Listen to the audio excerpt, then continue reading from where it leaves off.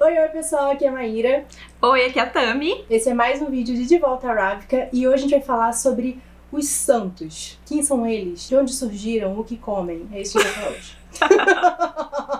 Bom, quem são os santos e por que isso é importante para o universo Grisha? Uma das religiões mais preeminentes de Ravka é a crença nos santos e os seus milagres. Isso acaba tendo uma relevância muito grande, não só por conta dos destinos do enredo da primeira trilogia, mas também por causa das informações escondidas dentro do livro A Vida do Santo, ou o História Sancta. Dentro da história, a gente tem a figura do Aparati. O Aparati, ele é o líder religioso em Ravka. E uma coisa que é muito presente é uma disputa política que acontece do poder entre o próprio Aparati e o Darkling. Porque, apesar de parecer que existe conexão e a gente vê que realmente existe, é uma luta de poder entre eles para ver o que vai funcionar melhor ali, quem que vai ter mais influência. E o Darkling, num primeiro momento, acaba tendo o poder maior nas mãos. Não, e o Darkling vê também uma possibilidade de usar o Aparati para as coisas que ele quer, né? Sim. Se você não leu a trilogia Grisha, a gente sugere ler esse livrinho aqui, né? O História Sancta depois, porque você pode tomar um spoiler, mas não se preocupa que a gente não vai falar nada de nenhum spoiler nesse livro, tá? Esse livro aqui, então, foi publicado com o objetivo de ser uma réplica do livro que a Alina recebe do Aparati durante o primeiro livro. Ele tem, então, uma ilustração de cada santo e também um pouco da história dele, às vezes o milagre, né, que ele fez.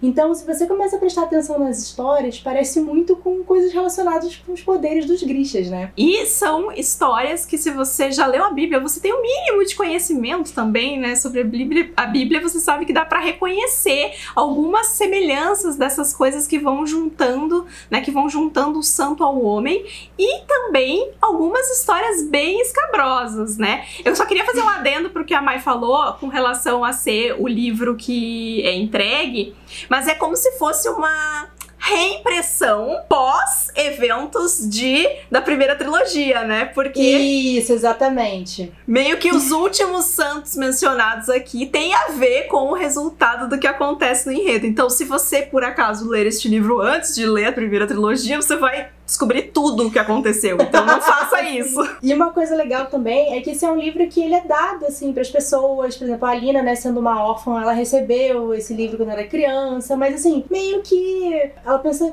não dá muito valor para aquilo porque ela não acredita naqueles santos, né? Então, quando a Aparati dá pra ela fica, esse livrinho aqui, né? E não dá muita bola pra ele também. E é só ao longo da história e ao longo dos 3 livros que ela vai realmente percebendo que ela precisa dar importância pra esse livro, né? Demora um tempo pra Alina e pra gente dentro da história perceber o quanto a vida dos santos acaba sendo relevante dentro do contexto da história. Sim, com certeza. Falando de santos, né? Por exemplo, tem o conto aqui da Santa Anastásia, que eu acho que é um conto que a Alina menciona, né? Durante a história.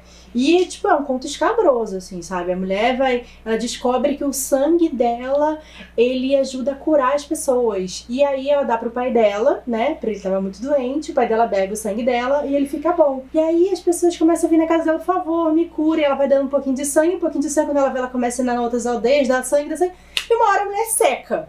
Então, assim, todo mundo bebeu um pouquinho do sangue dela até ela não ter mais nada. E é esse o tipo de história que a gente vai ver aqui. E assim, gente, assim como a história dos santos da nossa realidade também é marcada por fatos conturbados, aqui também. Então a gente vai ter história de apedrejamento, de esquartejamento, de tentativa de canibalismo, né? Porque vocês sabem que quando diz respeito ao milagre e ao que algo sobrenatural, mágico que pode acontecer, as pessoas perdem um pouco o controle da situação, né? E a gente vê normalmente o pior das pessoas nesses momentos pra revelar uma pessoa que depois vai ser consagrada santo também. Tem até as histórias bonitinhas, assim, tipo, de amores impossíveis, e boas atitudes que são recompensadas. Mas também tem a história de pessoas que pedem aos santos, né, que já foram canonizados. Então, nem tudo é exatamente como aquela pessoa se tornou santo, né? Às vezes é um milagre que ela fez. E outra coisa interessante também é que esses santos não são exclusivos de Ravka, porque a gente tem santos de vários outros países também. Então, tem santo que é Suli, tem santo que é Fierdano. Então, isso é muito interessante também. E uma das dúvidas que surgiu pra gente, né, quando a gente tava sugerindo pra vocês mandarem aí quais eram as dúvidas de vocês, foi com relação às facas da Inês. Porque as facas da Inês em Six of Crows têm nomes de santos. Porém, sim, a Inês, ela é Sully. Então, isso que a Mai falou das histórias serem de santos de todos os lugares, também vem pra corroborar isso, né? Essas histórias vêm de todos os lugares e a Inês viajava com uma caravana que passou por Ravnica. Então, Ravnica sendo onde essas histórias estão circulando mais também, ela teve contato com isso e é algo que faz parte, que ela agregou na sua cultura, é algo que ela acredita muito, muito, que é muito importante pra ela, tanto que ela dá o nome para as ferramentas mais importantes de trabalho dela ali.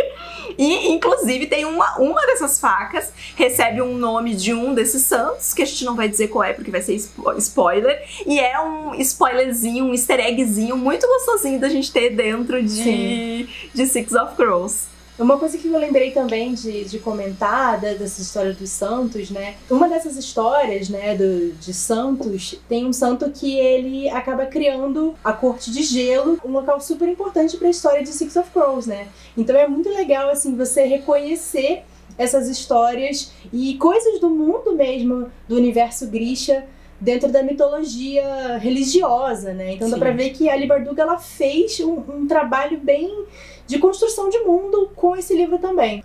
E é legal porque eu acho que isso é uma coisa que a gente consegue, mesmo as lendas e as coisas serem diferentes, é algo que a gente consegue relacionar pra dentro de algo que é do nosso convívio, que são histórias religiosas, que são histórias de santos, né? O Brasil, ele é um país majoritariamente católico, tanto que a gente é regido por esses feriados, né? O santo de não sei o que, feriado de Páscoa, Natal. Então a gente consegue se relacionar a isso e perceber que essas histórias, às vezes, elas sofrem mudanças Sim, com certeza. Pra servir, né?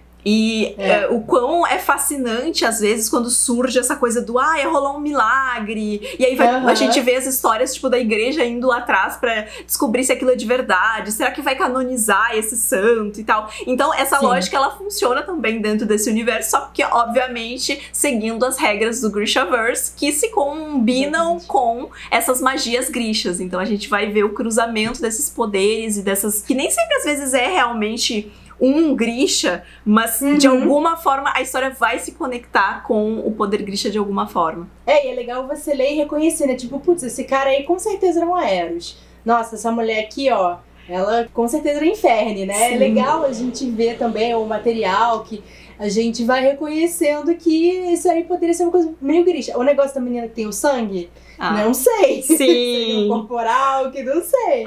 Sim. Mas muito legal mesmo. E se por acaso você não sabe nenhum desses nomes doidos que a gente acabou de falar, tem um vídeo que já saiu aqui no canal da Maíra falando sobre né, as classes Grisha, pra você entender um pouquinho melhor sobre cada um delas e o que cada um, né, dessas classes faz e como o poder funciona. Bom, gente, a gente espera que tenha tirado a dúvida de vocês, porque esse aí foi um pedido que vocês fizeram pra gente falar um pouco mais sobre do universo Grisha. Então, se vocês tiverem mais dúvidas de coisas que a gente não falou ainda, tá? Porque tem 6 vídeos até agora são o quê? 8 vídeos, né? Sim. Falando sobre o universo Grisha. Então, assistam tanto no meu canal quanto da Tamires. Vou deixar a playlist aqui pra vocês assistirem. Então, se vocês quiserem saber um pouco mais, tiver mais dúvidas, deixem nos comentários pra gente. Isso aí. E hoje, no mesmo dia que tá saindo esse vídeo, tá saindo um vídeo lá no canal também falando sobre os amplificadores. Então, se você quiser saber um pouquinho mais sobre esses elementos aí que são super importantes na história, passa por lá também. E os amplificadores, ó, tem tudo a ver com isso aqui. Então, corre lá pra assistir. É isso, gente. Muito obrigada. Uma boa leitura pra vocês e até mais. Tchau, tchau.